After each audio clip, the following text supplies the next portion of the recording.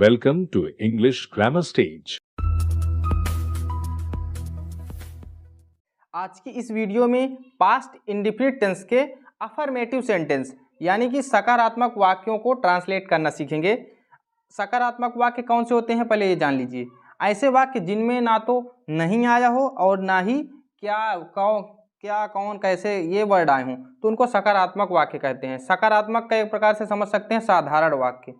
जैसे हम विद्यालय जाते थे तो देखिए ये साधारण वाक्य है, सकारात्मक वाक्य है। इसमें ना तो कहीं नहीं आया है और ना कोई प्रश्नवाचक शब्द आया है। ठीक, वह अपना काम करता था, है ना, तो ये सकारात्मक वाक्य हो गया। अब सबसे पहले पहचान जान लीजिए। पास्ट इंडेफिनिट टेंस की पहचान क्या होती है।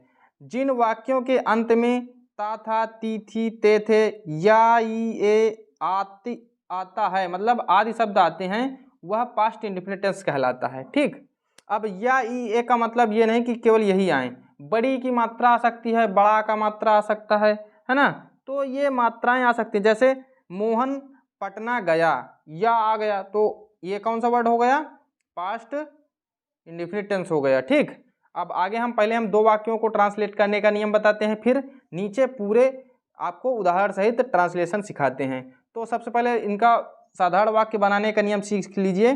पास्ट इंडेफिनिट टेंस में साधारण वाक्यों को बनाने का नियम। ठीक, सबसे पहला नियम,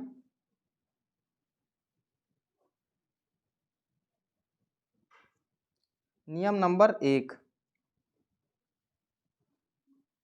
मुख्य क्रिया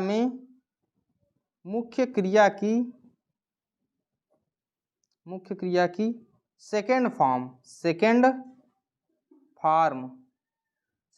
का मतलब दूसरी अवस्था का प्रयोग किया जाता है।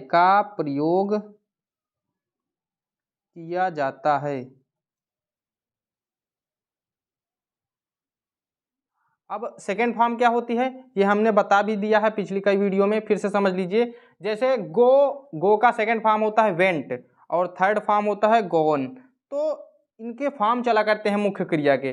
तो इसमें नियम क्या है, अगर अफर्मेटिव सेंटेंस है तभी ये नियम लगेगा, मुख्य क्रिया की सेकेंड फॉर्म का प्रयोग किया जाता है। अब फार्मूला समझ लीजिए कैसे कैसे लिखना है। फार्मूला मैं बता देता हूं। सबसे पहले आपको लिखना है कर्ता सब्जेक्ट, फिर वर्ब की सेकेंड फॉर्म, मेन वर्ब की सेकेंड फॉर्म, ठीक, एनवी सेकेंड, फिर ऑब्जेक्ट, फिर अन्य शब्द, अदर वर्ड। ठीक, ये होता है नियम। आप समझ लीजिए, जैसे यहाँ पर दिया गया हम विद्यालय जाते थे, तो सबसे पहले सब्जेक्ट लिखेंगे हम की अंग्रेजी वी, फिर मेन वर्ब की सेकेंड फॉर्म। मेन वर्ब क्या होता है, जो कार्य किया जाता है, तो यहाँ पर जाते थे ये कार्य है ना, तो जाना की अंग्रेजी होती है गो, इसका सेकेंड फॉर्म हो जाएगा वेंट। अगर आप सेकेंड फॉर्म थर्ड फॉर्म नहीं जानते हैं तो लिंक में एक वीडियो दिया गया है, वो वीडियो आप देख लीजिएगा, डिस्क्रिप्शन में उसका लिंक दिया गया है। तो फर्स्ट सेकेंड थर्ड फॉर्म भी आप लोग सीख लीजिएगा, तभी आप ये ट्रांसलेशन कर पाएंगे। ठीक, तो गो का सेकेंड फॉर्म होता है वेंट, WENT, और विद्यालय की अंग्रेजी होती है स्कूल। ठीक, हमने बताया था गो के बाद ज़्यादातर टू प्रीपोजिशन का प्रयोग किया जाता है।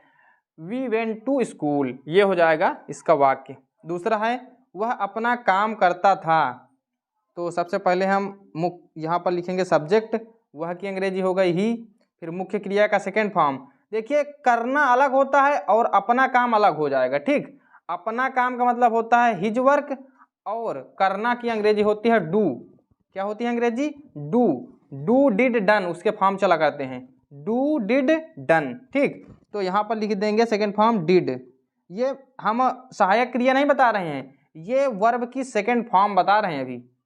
ठीक, ही डिड हिज वर्क, बस ये वाक्य बन गया। ठीक, इस प्रकार ये वाक्य बनाते हैं।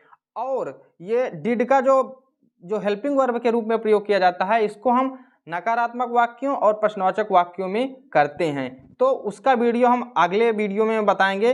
वाक्यों को नकारात्मक और प्रश्नवाचक अगर ट्रांसलेशन करना है नकारात्मक वाक्यों को और प्रश्नवाचक वाक्यों को, तो उसमें डिड का प्रयोग किया जाता है। लेकिन ये अभी हम साधारण वाक्य बता रहे हैं। चलिए और भी हम उदाहरण देख लेते हैं नीचे। पहला वाक्य दिया गया है, तुमने मेरी अंगूठी चुराई। सबसे पहले हम सब्जेक्ट लिखेंगे। तुम की अंग्रेजी होती है यू, YOU, यू मीन्स तुम, ठीक, YOU, यू मीन्स तुम। फिर वर्ड उसका सेकेंड फॉर्म, किसका, मुख्य क्रिया का सेकेंड फॉर्म।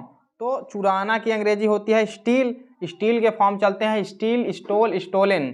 तो सेकेंड फॉर्म हो जाएगी स्टोल, STOLE, स्टोल।